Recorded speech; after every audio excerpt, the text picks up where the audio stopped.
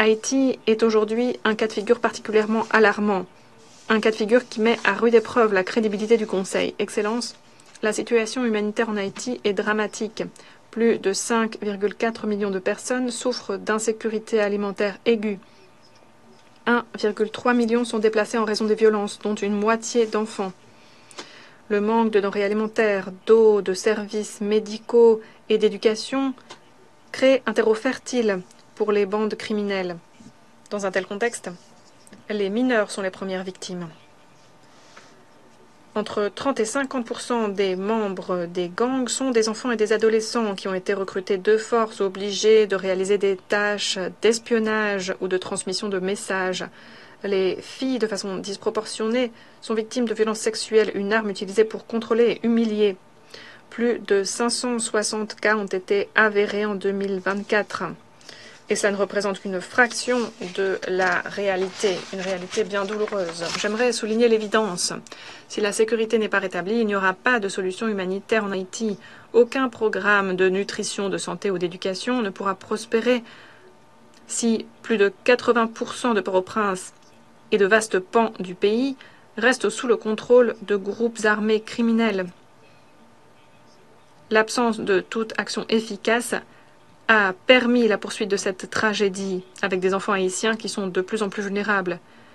Sortir de cette crise n'est pas impossible, mais il y faudra volonté politique et action concertée.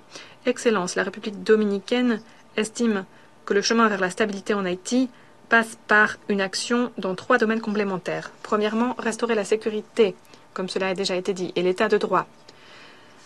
La mission multinationale d'appui à la sécurité, avec à sa tête le Kenya, représente un effort précieux, mais qui ne suffit pas. Le Conseil doit lui donner plus de ressources, plus de capacités et la doter d'un cadre stratégique robuste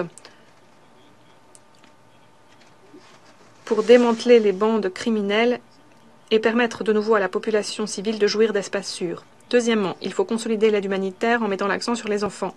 Les programmes doivent accorder la priorité aux aliments thérapeutiques, à l'eau potable, aux vaccins et aux programmes d'éducation d'urgence, tout en proposant un appui psychosocial et des mécanismes de protection de l'enfance, en accordant une attention toute particulière aux filles victimes de violences sexuelles. Troisièmement, il faut garantir la réinsertion des mineurs associés à des groupes armés. Il est impératif d'investir dans l'éducation, la formation professionnelle et un accompagnement des communautés pour que ces enfants puissent trouver d'autres solutions, des alternatives dignes sans rester pris au piège du cycle des violences intergénérationnelles. Il ne faut pas perdre de temps. Chaque jour qui passe, nous restons les bras croisés, signifie plus d'enfants recrutés, plus de filles violées, plus de familles condamnées à la faim et au déplacement.